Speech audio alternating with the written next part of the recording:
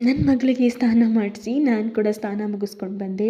So ಅವಳಿಗೆ ready ಮಾಡಿ ನಾನು ದೇವ್ರಿಗೆಲ್ಲನೂ ಕೂಡ ಹೂಗಳನ್ನೆಲ್ಲ ಇಟ್ಟು ದೇವ್ರ ದೀಪನ ಹಚ್ದೆ. ಸೊ ದೇವ್ರ ದೀಪನ ಹಚ್ಚಿ ನಾವು ರೆಡಿಯಾಗಿ ಹೊರಟಿದ್ದು ನಮ್ಮ ವೈದಪ್ಪನ ದೇವಸ್ಥಾನಕ್ಕೆ. ಸೊ ವೈದಪ್ಪನ ದೇವಸ್ಥಾನದಲ್ಲಿ ಇವತ್ತು ಬರ ಅನೌನ್ಸ್ ಮಾಡಿದ್ದಾರೆ. ಸೊ ಹಾಗಾಗಿ ದೇವಸ್ಥಾನಕ್ಕೆ ಹೋಗೋಣ ಅಂಥೇಳಿ ನಾನು ಮತ್ತು ನನ್ನ ಮಗಳನ್ನ ರೆಡಿ ಮಾಡಿಕೊಂಡು ಕರ್ಕೊಂಡು ಹೋಗ್ತಿದ್ವಿ. ನನ್ನ ಹಸ್ಬೆಂಡ್ ಕೂಡ ಬಂದಿದ್ದರು. ಸೊ ಅವರೇ ಗಾಡೀಲಿ ಬಿಟ್ಕೊಟ್ರು. ಅವರು ದೇವಸ್ಥಾನದೊಳಗಡೆ ಬರಲಿಲ್ಲ. ನಾನು ಮತ್ತು ನನ್ನ ಮಗಳನ್ನ ಕರ್ಕೊಂಡು ದೇವಸ್ಥಾನದೊಳಗಡೆ ಎಲ್ಲ ಹೋಗಿ ಅಲ್ಲಿ ಪೂಜೆ ಎಲ್ಲ ಮುಗಿಸ್ಕೊಂಡು ಆಚೆ ಬಂದ್ವಿ. ತುಂಬಾ ಜನ ಇದ್ದರು ಇವತ್ತಂತೂ. ನಾವು ಹೋಗಿದ್ದೇ 2:30 ಆಗಿತ್ತು ಅನಿಸುತ್ತೆ. ಅದರಲ್ಲೂ ಕೂಡ ತುಂಬಾ ಜನ ಇನ್ನೂ ಕೂಡ ನಿಂತ್ಕೊಂಡಿದ್ರು. ಅಷ್ಟು ರಶ್ ಇತ್ತು ಇವತ್ತು. ಬೆಳಿಗ್ಗೆ 11 ಗಂಟೆಯಿಂದ ಅನ್ನ ಸಂತರ್ಪಣೆನ ಸ್ಟಾರ್ಟ್ ಮಾಡಿದ್ದಾರೆ.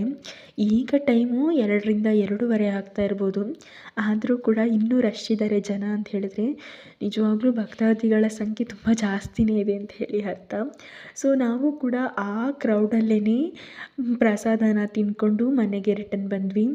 ಇನ್ನೂ ನಾನು ಲಾಸ್ಟ್ ವ್ಲಾಗಲ್ಲೇ ಹೇಳಿದೆ, ನಾವು ಹಾಲು ಕಾಯೋ ಮಿಷಿನು ಕೆಟ್ಟೋಗಿದೆ, ಅದನ್ನು ರೆಡಿ ಮಾಡೋಕ್ಕೆ ಕೊಟ್ಟಿದ್ದೀವಿ ಅಂತ ಹೇಳಿ. ಅದನ್ನು ಕೂಡ ರೆಡಿ ಮಾಡಿಸ್ಕೊಂಡು ತೊಗೊಂಡು ಬಂದಿದ್ದಾರೆ ನನ್ನ ಹಸ್ಬೆಂಡು. ಅದನ್ನು ಫಿಟ್ ಮಾಡ್ತಾ ಇದ್ದಾರೆ ಇವಾಗ. ಅಂದರೆ ಮಿಷಿನ್ ಎಲ್ಲನೂ ಕೂಡ ಫಿಟ್ ಮಾಡಿಕೊಂಡು ಅದು ಕರೆಕ್ಟಾಗಿ ವರ್ಕ್ ಆಗುತ್ತಾ ಇಲ್ವಾ ಅಂತ ಹೇಳಿ ಒಂದೇ ಸಲ ಚೆಕ್ ಮಾಡೋಣ ಅಂತ ಹೇಳಿ ಮಿಷಿನ್ ಫಿಟ್ಟಿಂಗ್ ಮಾಡೋ ಅಷ್ಟರಲ್ಲಿ ಹಾಲು ಕರಿಯೋ ಟೈಮ್ ಕೂಡ ಹಾಗೆ ಹೋಯಿತು.